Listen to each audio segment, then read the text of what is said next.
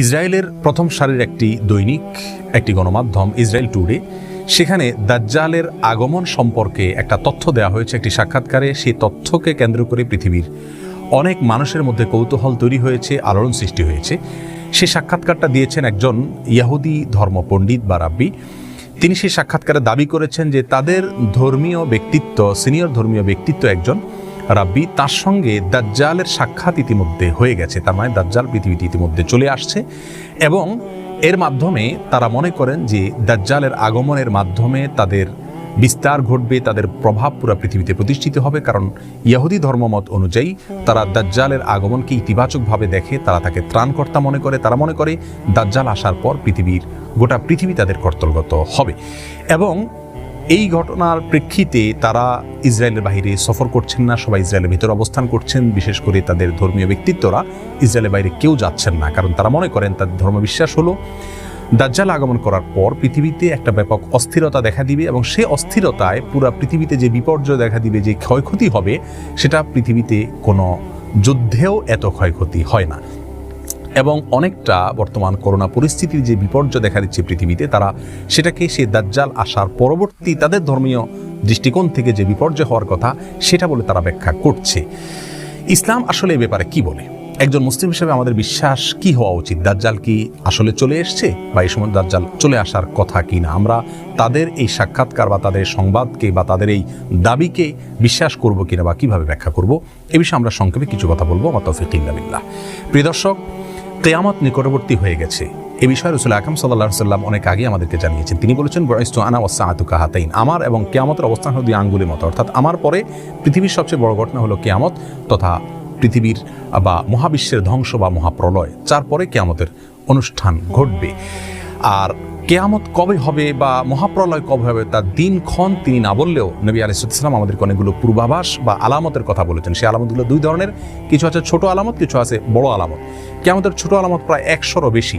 সেই 100 আলামতের ভিতরে সর্বশেষ আলামত যেটা বলতে পারি তা হলো ইমাম মাহদির আগমন। ইমাম মাহদির আগমন এখনও পৃথিবীতে ঘটেনি, তবে ইমাম মাহদির আবির্ভাবের পূর্ব মুহূর্তের পরিস্থিতি পৃথিবীর কেমন থাকবে সে সম্পর্কে হাদিস থেকে ধারণা পাওয়া যায়। সেটা হলো গোটা পৃথিবীতে অন্যায়, অবিচার, অত্যাচার, জুলুম এটায় পরিপূর্ণ হয়ে যাবে। আর তখনই ইমাম মাহদির আবির্ভাব হঠাৎ করে ঘটবে এবং রাতারাতি তিনি গোটা বিশ্বের সুপার পাওয়ারে পরিণত হবেন এবং গোটা বিশ্বকে উল্টা মেরুতে নিয়ে যাবেন, ইনসাফ এবং ন্যায় দিয়ে পরিপূর্ণ করবেন।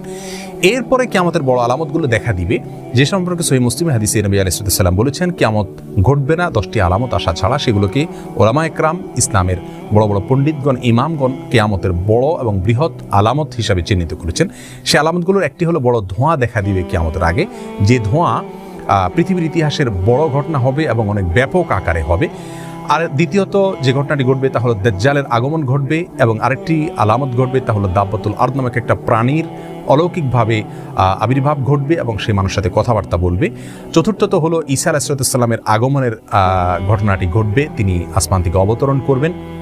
5 নম্বর হলো ইয়াজুজ মাজুজের আবির্ভাব ঘটবে। 6 নম্বর হলো একটি ভূমিধস বড় আকারে হবে পৃথিবীর পূর্ব প্রান্তে। 7 নম্বর হলো একটা ভূমিধস হবে মধ্য প্রান্তে পৃথিবীর বা আরব উপদ্বীপে। আর 8 নম্বর হলো পৃথিবীর পশ্চিম প্রান্তে আরেকটি বড় ভূমিধস ঘটবে। 9 নম্বর হলো সূর্য প্রথমবারের মতো পৃথিবীর ইতিহাসে পশ্চিম দিক থেকে উদিত হবে, পূর্ব দিকের বিপরীতে। আর 10 নম্বর হলো একটি আগুনের আবির্ভাব ঘটবে, যে আগুন মানুষকে ধাওয়া করতে করতে হাসরে একত্রিত করবে। এই বড় 10টি আলামতের ভিতরে আমরা দেখতে পেলাম যে শুরুর দিকে রয়েছে দাজ্জালের আবির্ভাব, তারও আগে দোকান বা ধোঁয়ার ঘটনা ঘটবে। ধোঁয়ার ঘটনা এখনও ঘটেনি পৃথিবীতে, আমরা জানি। তারও আগে ইমাম মাহদির আগমন ঘটবে, সেটিও এখনও পৃথিবীতে ঘটেনি। অতএব একজন মুসলিম হিসাবে আমাদের বিশ্বাস হবে দাজ্জালের আগমন এখনও ঘটেনি, কারণ দাজ্জাল আসার আগে পৃথিবীতে আর অনেক কিছু ঘটনা ঘটবে যেগুলো এখনও ঘটেনি। এটা হবে একজন মুসলিমের বিশ্বাস। আমরা কোরআন হাদিসের আলোকে দেখতে পেলাম যে দাজ্জালের আবির্ভাব এখনও ঘটেনি। অতএব ইহুদিরা যেটা দাবি করছে সেটা অসত্য এবং বেঠিক। অন্তত এটা নিয়ে আমাদের অস্থিরতার কোনো কারণ নাই। একজন সাহাবী জিজ্ঞাসা করছেন, ইয়া রাসূলুল্লাহ, কিয়ামত কবে হবে? নবী আলাইহিস সালাম বলেছেন, তুমি তার জন্য কি প্রস্তুতি নিয়েছো? এই হাদিস থেকে আমরা স্পষ্ট ধারণা পাচ্ছি যে কবে কে আসছে, কোনটার আবির্ভাব হচ্ছে কি হচ্ছে না, এটা নিয়ে আমরা যতটা কৌতূহলী হচ্ছি বা যতটা আমরা অস্থির হচ্ছি, এর চাইতে গুরুত্বপূর্ণ ইস্যু আমাদের জীবনে যে আমরা কিয়ামত হলে সেই পরিস্থিতিতে আমাদের করণীয় কি থাকবে। দাজ্জালের আবির্ভাব কথার কথা হয়ে গেল, তাহলে সেই মুহূর্তে দাজ্জালের যে ফিতনা, দাজ্জালের যে পরীক্ষা, এখানে অনেক মানুষ নিপতিত হয়ে ঈমান হারা হবে, অনেক ভালো ভালো মানুষ পর্যন্ত ঈমান নষ্ট হয়ে যাবে। দাজ্জালের যে ধূম্রজাল, তার যে ধোঁয়াশা, তার যে ফিতনা, তার যে পাওয়ার, সেগুলো দেখে অনেকে তাকে সৃষ্টিকর্তা মনে করবে, আল্লাহ মনে করবে। এই পরিস্থিতি থেকে বাঁচার জন্য আমরা কি প্রস্তুতি নিয়েছি?